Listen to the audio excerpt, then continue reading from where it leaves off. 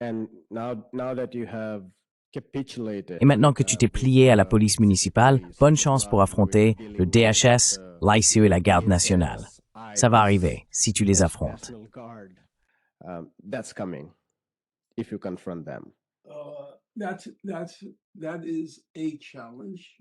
C'est un défi pour Mamdani. Je ne sais pas, je peux pas prédire ce qui va se passer, mais bon, disons simplement qu'il faut attendre et voir. Je pense qu'il est honnête. Je pense qu'il veut un vrai changement.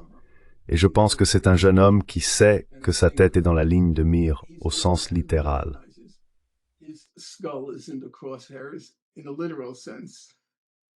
Il y a de fortes chances qu'il soit assassiné. Étant donné la place centrale du mouvement palestinien au sein de sa circonscription, et compte tenu de l'historique des attaques sur les campus liés au mouvement de solidarité avec la Palestine, je veux dire, il y a beaucoup d'universités à New York, Columbia, CUNY, NYU. C'est juste... Ils sont environ 40. Je veux dire, c'est un nombre énorme à New York. D'accord. Et étant donné que la récente vague d'attaques contre la liberté d'expression s'est concentrée sur la question centrale de la Palestine et que vous avez mobilisé votre électorat autour de ce sujet, cela aurait au moins dû attirer votre attention, sinon soulever des questions plus profondes sur ce que vous comptez faire si la question du gel des loyers se présente. Car lorsqu'il s'agit de loyers, de bâtiments et de terrains, il y aura des problèmes d'expulsion susceptibles de provoquer des affrontements physiques entre la classe des propriétaires et les locataires. Et si la police ne se tient pas à vos côtés, tout ce tapage autour du gel des loyers n'est que du vent.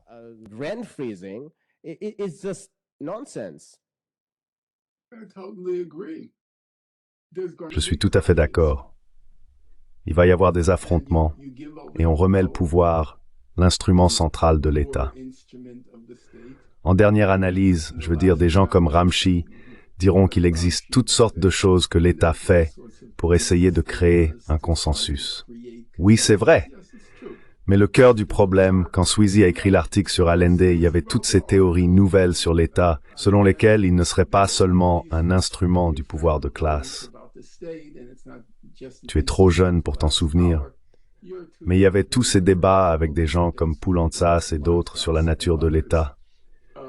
Mais quand les choses se corsent, qu'est-ce qui s'est passé en Égypte? Qu'est-ce qui s'est passé au Chili?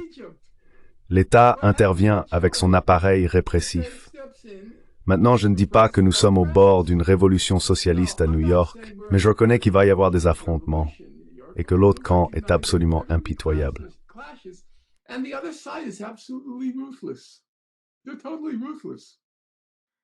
Ils sont totalement impitoyables. Il y avait de sérieuses inquiétudes, vous savez, quant à savoir si Mamdani allait être assassiné. Je n'aime pas l'expression leader charismatique, mais il est vrai qu'il n'est pas facilement remplaçable en ce moment. Il n'y a personne derrière lui capable d'assumer le rôle qu'il a rempli. Il a fait certaines choses très bien, cela ne fait aucun doute. Quand la question s'est posée, quel est le premier pays que vous allez visiter après avoir été élu maire? Il a répondu, Jérusalem, Israël. Je n'irai dans aucun autre pays que l'Israël. Je vais y rester pendant 1 an. Ma première année en tant que maire, je vais vivre dans une colonie à l'ouest. Des cinglés à New York. Et puis il a dit, je reste à New York. Et ils l'ont pressé, soutenez-vous Israël.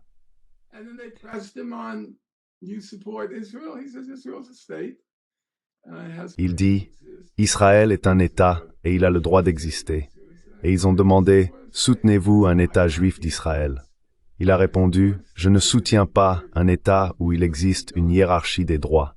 Je soutiens un État où les droits sont égaux. C'était magnifiquement formulé. Que ce soit préparé ou non, je ne sais pas, mais c'était magnifiquement fait. Il n'y a aucun doute là-dessus pour moi. Je n'aurais pas pu le faire aussi bien. Je ne crois pas que j'aurais pu. C'était exécuté avec une grande fluidité, car cela a totalement réduit ses opposants au silence. Attendez, croyez-vous que les droits devraient être inégaux? Personne ne va répondre oui à cela, n'est-ce pas? Vous pensez qu'il devrait y avoir des droits inégaux pour les citoyens? Personne ne va dire oui à cela. Il les a donc complètement réduits au silence, et il l'a fait avec une finesse et une aisance absolue. Il est doué.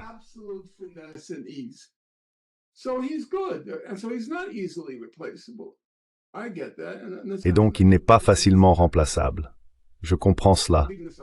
Un assassinat serait un sérieux revers. En laissant de côté la perte de vies humaines, ce serait un sérieux revers.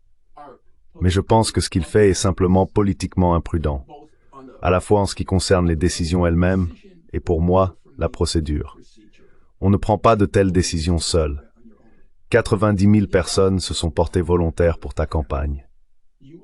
Tu leur dois bien cela, pour les raisons mêmes que tu viens d'énoncer, à savoir que ces questions sont désormais imminentes, quand il s'agit de retirer le pouvoir à une classe qui ne va pas le céder. C'est la capitale du capitalisme mondial.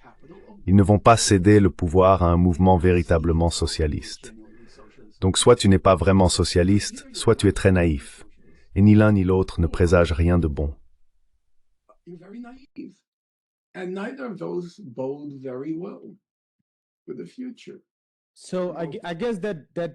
Donc, j'imagine que cela amène à se poser la question de la relation de Mamdani avec le Parti démocrate. Parce qu'en Caroline du Sud, et corrigez-moi si je me trompe, les votes sont allés à Biden, qui a obtenu l'électorat noir démocrate traditionnel. Donc à l'avenir, selon vous, quelle pourrait être la relation de Mamdani avec le Parti démocrate?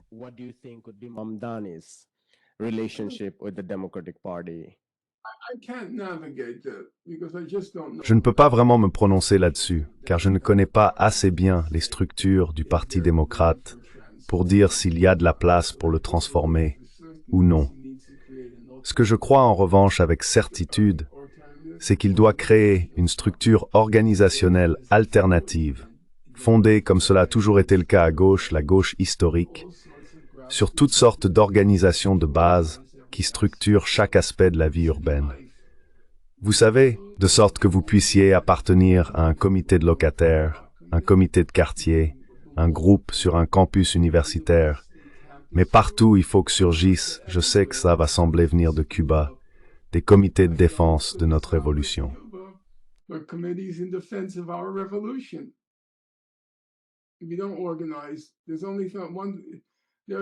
Si vous ne vous organisez pas, il n'y a que deux choses que la gauche a de son côté, comme je le dis toujours. Elle a la vérité et la justice, et elle a le nombre. C'est tout ce qu'elle a. Elle n'a ni argent, ni pouvoir, sauf le pouvoir qu'elle peut avoir si elle s'organise. Mais du pouvoir organisé, elle n'en a pas. Elle n'a ni argent, ni médias. Enfin, maintenant, elle en a, grâce au web. Elle a un accès bien plus large aux médias, du moins pour l'instant. Ce sont donc nos atouts, et ces atouts peuvent être soit diffus, soit concentrés. L'objectif maintenant doit être de les concentrer, de créer des organisations puissantes. Écoutez, je ne suis pas optimiste.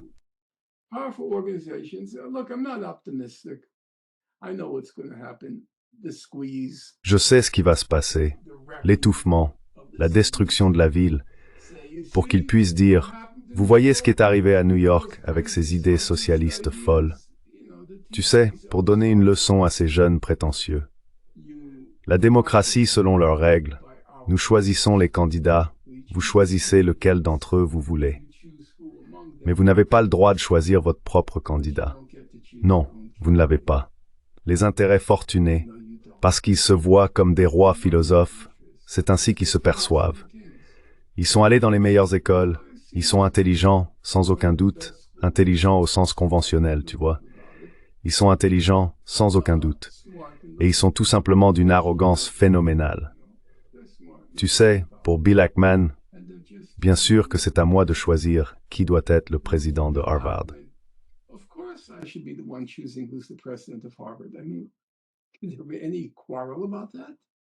Je veux dire, peut-on vraiment contester cela, que c'est moi qui décide?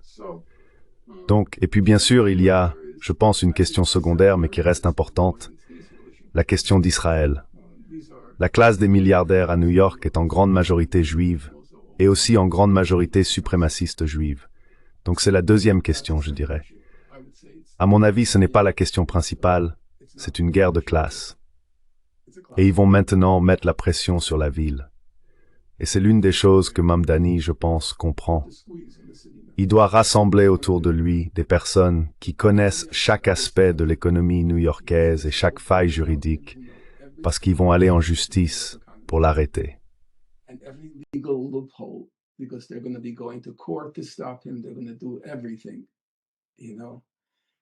Ils vont tout faire, tu sais.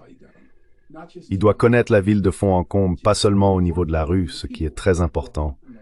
Connaître les gens, marcher sur le trottoir, interagir avec eux. C'est important. Mais il est aussi essentiel de la connaître de l'intérieur, toutes les lois, toutes les failles juridiques, et de la surveiller pour pouvoir anticiper quand ils essaieront encore de nous arrêter.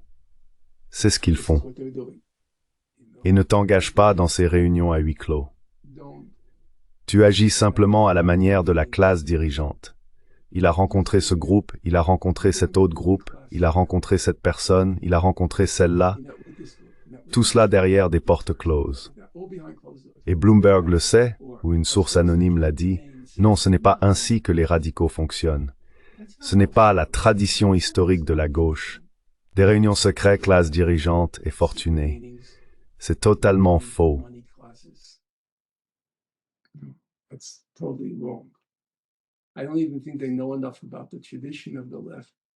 Je ne pense même pas qu'ils en sachent assez sur la tradition de la gauche pour reconnaître que c'est une erreur. Il ne semblait pas voir de problème à décider qui serait le commissaire de police avant même d'être élu. Où est la consultation? Où est le débat? Où est la, comme ils disent, contestation? Il devrait y avoir des notes de position.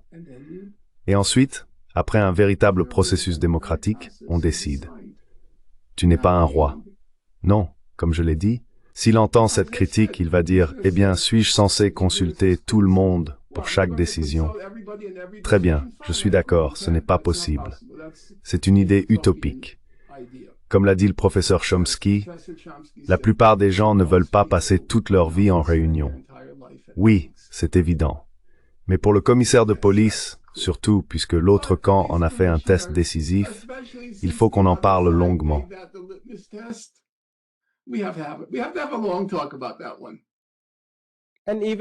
Et même les militants n'ont probablement pas été consultés. Ce n'est donc pas seulement une question de chaque électeur, mais aussi de ceux qui ont fait campagne pour lui.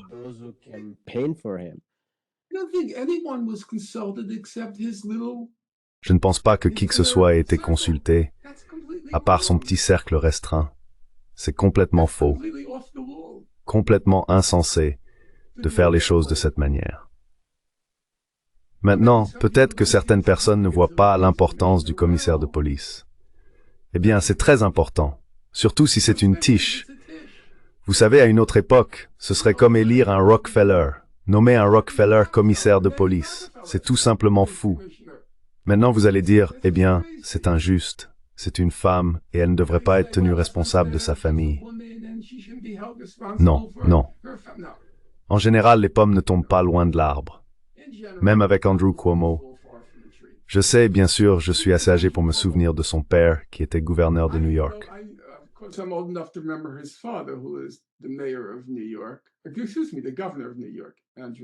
Excusez-moi, le gouverneur de New York, Andrew Cuomo. Non, excusez-moi, Mario Cuomo. Le père d'Andrew a été gouverneur de New York pendant longtemps. C'était une grande figure du Parti démocrate. Une très grande figure, surtout en 1984, avec son célèbre discours à la Convention nationale démocrate. Quoi qu'il en soit, il se présentait au poste de gouverneur face à Ed Koch, qui était notre maire à New York. Il a été maire pendant 3 mandats, je crois, Ed Koch. Ou peut-être 2 mandats, puis il a perdu le 3e. Ou 3 mandats, et il a perdu le 4e. Je ne me souviens plus. Mais c'était une personnalité incontournable de la politique new-yorkaise. Une fois son mandat de maire terminé, il s'est présenté au poste de gouverneur.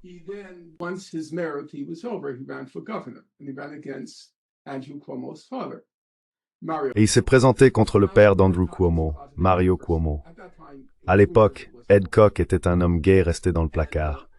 C'était une rumeur, mais ce n'était pas du tout public. Et tu sais comment Cuomo a mené sa campagne contre Koch? Il faisait circuler parmi ses partisans le slogan « Votez pour Cuomo, pas pour l'homo. C'était ça le slogan. Votez pour Cuomo, pas pour l'homo. Et c'est exactement la même chose avec Andrew, son fils. La pomme ne tombe pas loin de l'arbre. Tu sais, si tu connaissais Mario, tu savais qu'Andrew allait faire pareil, le même style. Donc un Tish reste un Tish. Il possède la moitié de New York en réalité.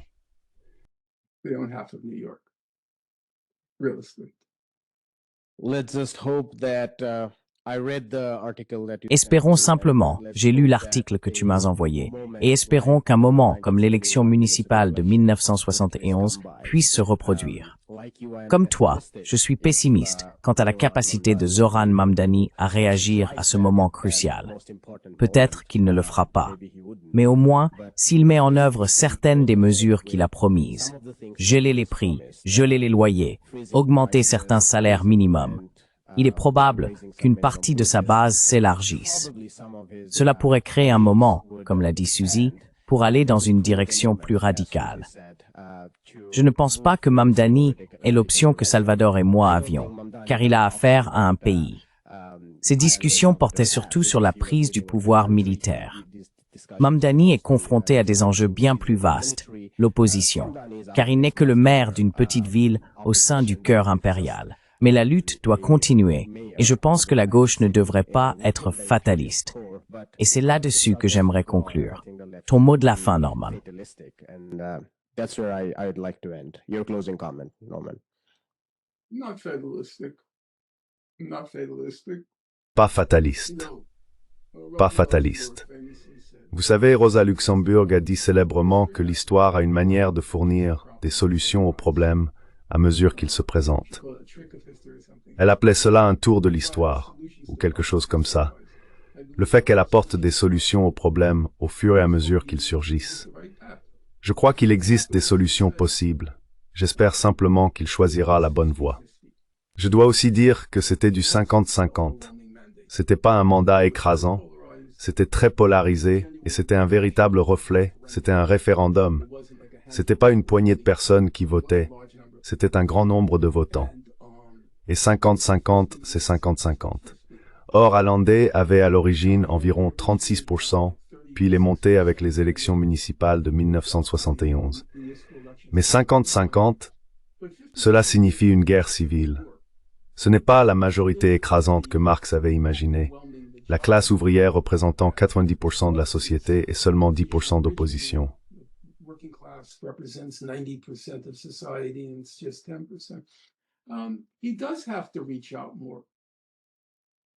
Il doit effectivement aller davantage vers les autres, c'est vrai. Mais la question reste toujours la même. Aller vers eux comment? En apaisant la classe dirigeante ou en proposant un programme qui inclura les laissés pour compte. C'est là tout le défi pour Mamdani. Je ne sais pas, je ne peux pas prédire ce qui va se passer. Mais bon, disons simplement, attendons de voir. Je pense qu'il est honnête, qu'il veut un vrai changement, et qu'il est assez lucide pour savoir qu'il est dans la ligne de mire au sens littéral. Il y a de fortes chances qu'il soit assassiné, et il est prêt à courir ce risque. Il y a donc une forme de courage physique brut là-dedans. Et je pense qu'il vient d'une lignée socialiste, ce qui fait qu'il se soucie des gens ordinaires et de leur droit à une vie digne. Tout cela est positif, mais ce sera impitoyable, impitoyable. On l'a bien vu avec la campagne de Cuomo. Ruthless. You saw it with Cuomo's campaign. You know. You saw it the way.